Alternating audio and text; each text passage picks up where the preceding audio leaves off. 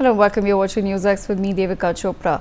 NASA astronaut Sunita Williams and her crewmate Butch Wilmore are finally set to return to Earth after spending 9 months aboard the International Space Station. The return has been made possible by the launch of SpaceX Crew-10, which lifted off from Kennedy Space Center on Friday night as part of NASA's Commercial Crew program. NASA has announced the revised timing for the astronauts' ocean splashdown near Florida's coast, approximately 5:57 p.m. EDT, preponed from the initial Wednesday schedule. Over the last 9 months, the duo has celebrated holidays like Christmas and Thanksgiving, casted their vote in the US presidential elections, and even celebrated birthdays in space. Now all eyes are on their successful return to Earth, but what does that really look like after 9 months? I take this conversation forward. I have with us Janvi Dangeti, analog astronaut.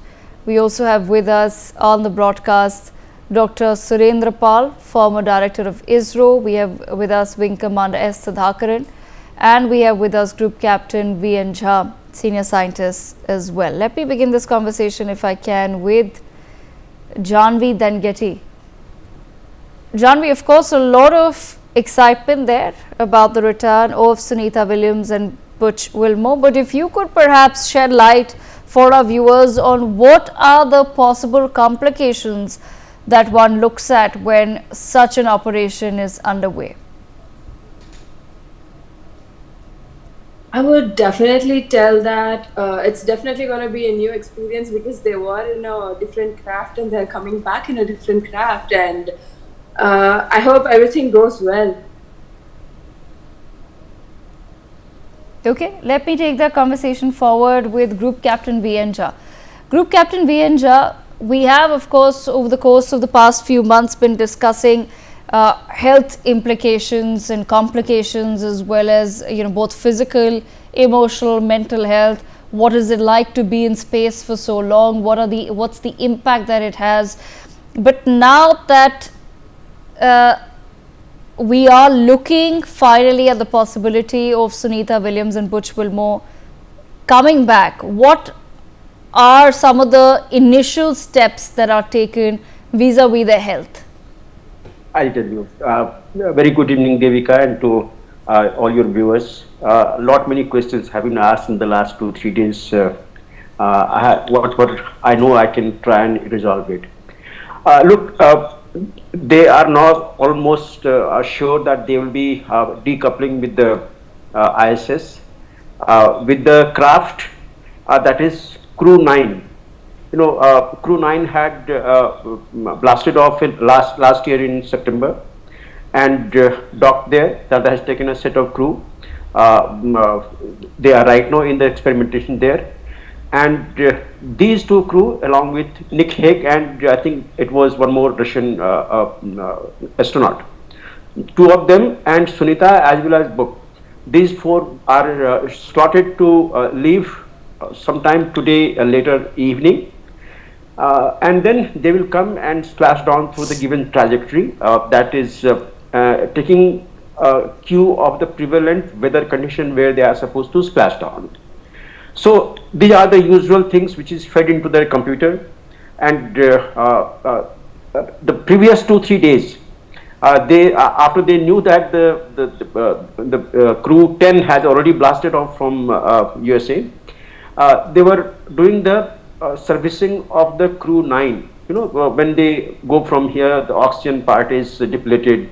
There are the cartridges which absorbs carbon dioxide and the water vapor.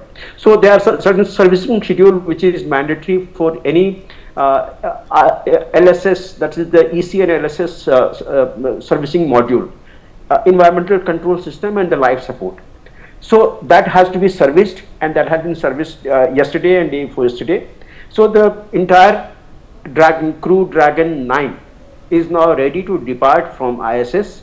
It will come back with the 4 crew, splash down somewhere there. As far as the health thing you had asked me, but yes, the moment any spacecraft goes to the orbit and remains in the orbit, they carry forward the centrifugal force, which is equal to the centripetal force, the G pulled by the Earth. So the net is the zero gravity there within the satellite or the living module, whatever it may be there. So in that zero gravity, what happens immediately is that there is a loss of orientation. Some people have, tendency to vomit out, and those things are in the initial phases. But more important is that the anti-gravity muscles, which keep us erect on the surface of the earth, that weakens over a time. Over time, I don't mean to say that 24 hours or 72 hours, something like that, but moment you continue there for months together, like Sunita and Book. So the anti-gravity muscles, which is on the back, they get weakened up, slackened up. So they have to be toned up through the exercise program. Similarly, the weight part goes. So the bone demineralization occurs much faster. So bone becomes weaker and weaker. To counter these two things, for immediate prevention of getting into the problems, there are the exercise schedule which is at the ISS itself. They do that 1.5 to 2 hour schedule of exercise every day, and that keeps them fit. Other than that, there's a fatigue aspect because we have day and night schedule here, 24 hours circadian rhythm, we are used to it. But when we go to the space in the orbit, there the day and night happens every 90 minutes. So in 90 minutes, the ISS makes one circle of the Earth, and you have 1 day and 1 night in that, so 45 minutes each. Now getting used to sleeping within that condition is slightly difficult, but then that is how the training process goes. They all get used to it. There are certain psychological impacts as well. So these are the things what happens. There are 2 toilets within the ISS. One usually used by the women folk, and the other is used by the male folk. It becomes a little bit difficult. They can't take bath every day. They are used to taking sponge bath, every 4th day or 5th day, often at 7th day. So that is the type of schedule they have there. Food is being carried out from there. They have the heater or warmer to have the food there. They can't keep it on the table because it is 0G. So those problems are there, and they enjoy it. Other than all those things what we have discussed till now, the problem constraint area is the reusable schedules. Oxygen gas has to be carried out per crew per day. I think 2 kg it is per crew per day, and that way it has to be stacked. Water has to be stacked. Drinking water, usually they use the fresh one. All other water they reuse, but the drinking part, to my belief, they are using the fresh one what they carry from the earth. So these are the normal schedule rest period. Crew, they are in the loop with the entire trajectory of the Dragon coming here or going up there. Should any emergency occur, those astronauts, they take over the controls. So these are the usual things. Now we are eagerly awaiting for Sunita Williams to come back along with the book Wilmore, and all our panelists here also, they will be keenly observing how the trajectory is there when the parachute opens and they touch down, and then the doctors of the NASA, they will retrieve those 4 crew and take care of everything. They will go through the regular medical check. One last thing is that in the space, since there is no atmospheric blanket, radiations are invariably more. So often the crew, they go through some of the radiations about 10 times or so, or 8 to 10 times more than what we usually have here on the earth. So these are the normal problems, but then they are used to it. People have stayed there on a single stretch of about 600 plus days. So there is not much of problem, there is not much of anxiety. And last, Book as well as Sunita, they have not been holidaying there. The moment they went to the longer stay, they couldn't come back. There is almost about 200 odd plus experiments which needs to be done, performed by the astronaut who go there. So Sunita and Book also had participated in those experimentations, those test experimentations, even the spacewalk. Those things are a regular thing that everyone does. They also have been busy, almost busy on the track. Okay. They have been doing all this. They've got. All right, Vinkamara Sudhakaran, bringing you into the conversation. Vinkamara Sudhakaran, what are some of the technical aspects that will be really crucial to watch out for as far as this return to Earth is now concerned? They have done it a zillion times. So it's about, I think Group Captain Jai has already covered everything. No, there is hardly any aspect that is, of course, the dedocking, which is not as complicated as the docking is. So the docking is a much more complicated procedure because two things are coming in close proximity, and a minor variation of that could impact it. It could result into a collision. So dedocking is, as I understand, is a far more easier concept. And then, of course, when they enter into space, we have the kind of atmospheric friction that happens at that level, the temperatures that are prevalent in the surfaces, the ceramic tails that came off during the Kalpana Chawla incident, that we'll have to take care doesn't happen. And of course, then they deep dive and then they are getting into a pod which basically drops into a sea, and then they are located, and there is this ship that goes and then brings them home, of course, not to mention all the TV channels and the cameras that would be there. So that's it. And having said that, with regards to that water, what I have understood and read is water conservation is a very, very important part of space management, wherein 90% of all water that is used is actually recycled. So much so, even the urine of the astronauts are recycled to clean water through a distillation and filtering process. Then there is water recovery system that collects even the moisture from breath, sweat, and other sources like hand washing. And then there is a filtration and a purification mechanism that uses multiple levels of filtration to actually remove all the contaminants and bacteria, and that is the level of water that is used. And then there is an condensation capture that happens, wherein the environmental moisture that is there, that is condensed and then water is captured. And the water conservation practices are so strict. Of course, they use mineral water for their personal hygiene and stuff like that, but then 90% of that water is recycled, and it is a very, very important regime as part of their management. So good luck to them. I'm pretty sure that while they'll be happy to get back home, they will also miss the space, because space has a beauty of its own. Because we humans, we only get to dream of space. Those exotic dreams, they live those exotic lives. So I'm pretty sure, it is generally said that astronauts, after prolonged exposure to space, they miss being there. In fact, they miss that microgravity, the weightlessness, the effort with which we all want to fly like birds, isn't it? And they get to do that all day through, while it has an impact on the health. They get adapted to it, they get addicted to it of sorts. And then what I've been given to understand is they do miss it. And this actually creates some kind of an emotional and a psychological turmoil, because when you are there, you want to come down, and when you are here, you want to go there. And that's the nature of human mind. So that's how it goes. I hope she comes back safe to us to tell stories of what happened. I'm pretty sure she's going to pen a book on what happened in that 9 months, how it translated, eagerly waiting for something like that. And let's see what happens.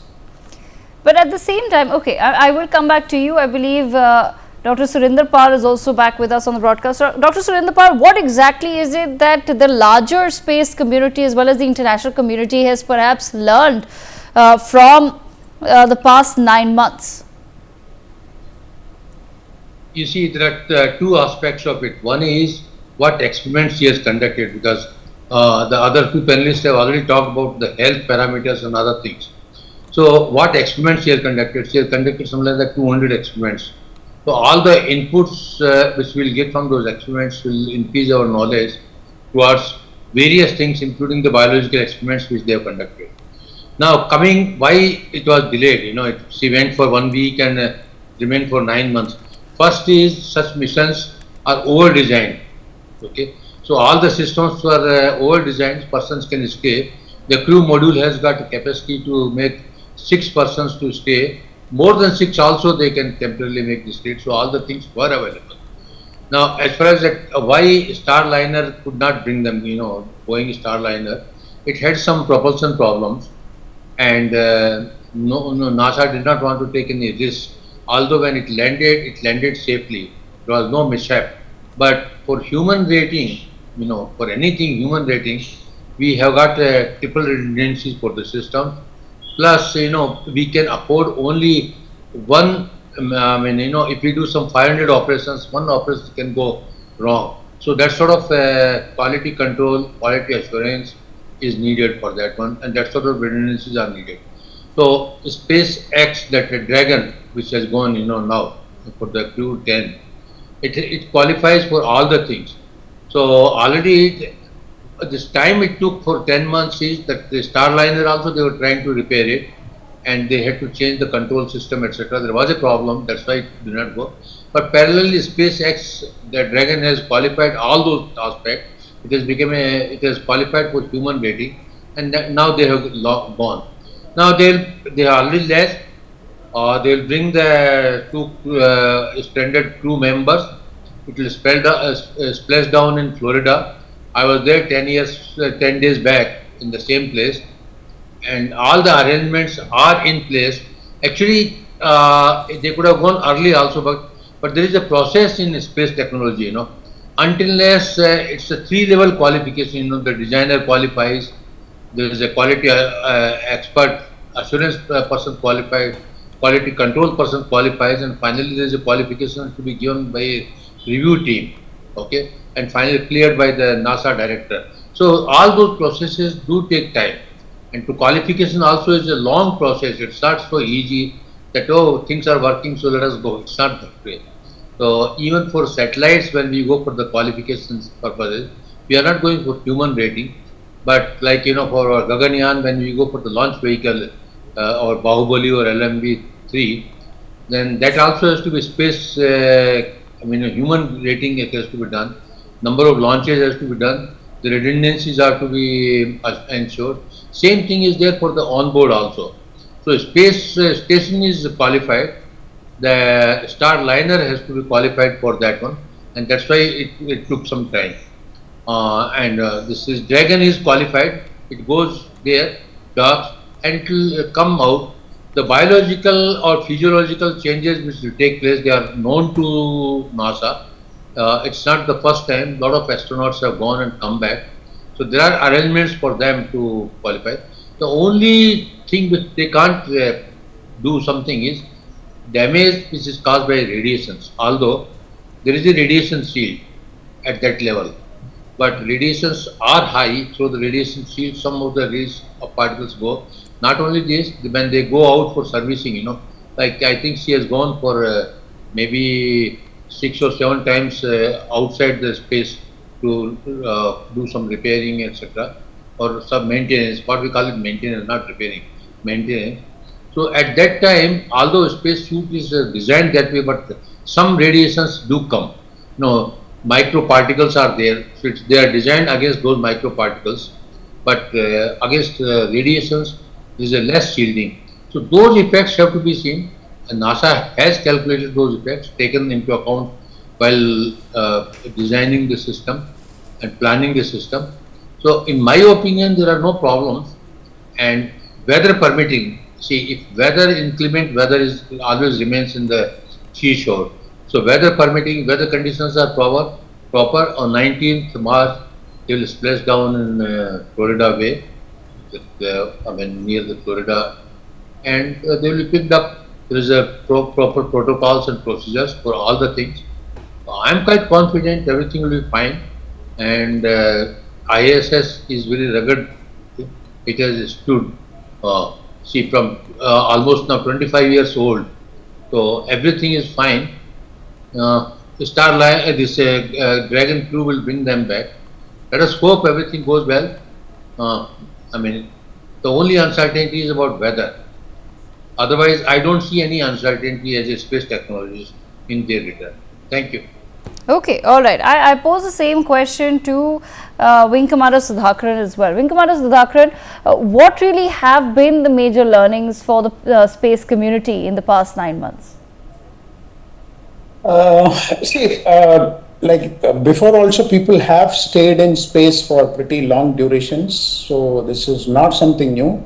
But when they have stayed there, it is not accidental. So the first learning I would say from an engineering perspective is plan for unforeseen emergencies. I don't know if they planned really for 9 months or 12 months for some crew to get stranded there. But then whatever it is, now that they are coming back, I believe that all those things have been looked after. Specifically when we talk about water, was enough water available there? Was it catered for there? Or how did you look after the replenishment cycle, right? So there are these challenges when you go for unplanned stay for prolonged periods. So this will be a big learning to handle. How much should we compensate for, or how much do we plan for? Now that we were able to do this in under 9 months or so, will there be a situation wherein it could take prolonged duration? We must also keep in mind that this SpaceX having stepped up to this occasion. See, mind you, it is not a Boeing craft. So it is kind of a bonus that we have private agencies today who are stepping up to the cause and filling into the vacuums that are created by erstwhile giants who used to rule the space. So that is a good sign. But having said that, what would happen if there are no alternatives? Like, for example, if tomorrow India goes into the Gaganyaan, are we entirely dependent on ISRO? Or do we have the likes of Agnikul and the other startups who will step in, who will augment, who will strengthen our whole this thing? This we need to be absolutely clear of, and we must have multiple options just in case a spacecraft, for some reasons, though we don't plan it like that, for some reason fails, we must have other alternatives in place. The second is the emergency evacuation. Though I'm given to understand there is an emergency evacuation procedure that is in place, that was not resorted to, and it is not done unless and until there is damage or there is direct threat to life, or it is a medical emergency that warrants that kind of a thing to happen. So, do we put in secondary entry and exit mechanisms, which could be more small form factor? Do we really need a big rocket to come all the way down, or can we create a small form factor kind of device? That is something that we can actually look for the future, because there is a use case now that has come out of it. Because of course these giant rockets need to propel that in space. That is for one way. Now coming the other way around, can we create a better probably something like a flying car that can actually withstand that kind of high temperatures and then create plasma? So, there are a lot of technology challenges that I'm pretty sure must have come for space agencies, which we need to solve, and probably that will come into the private domain as challenges for the startups to step up and then resolve. So mind you, we are now talking about not establishing an international space station. We're talking about colonizing moon, we're talking about going to the Mars, and we are talking about interplanetary missions. So which means technology, there is a giant leap that we have to take, and there is a lot that we need to achieve. I'm pretty sure there is a lot of learning from here. I can't think of anything beyond this because I haven't been there, but then the engineer inside me have tried to put across whatever that I could think of. Okay, all right. That's all the time that we have, but I thank all of our panelists for joining us on the broadcast.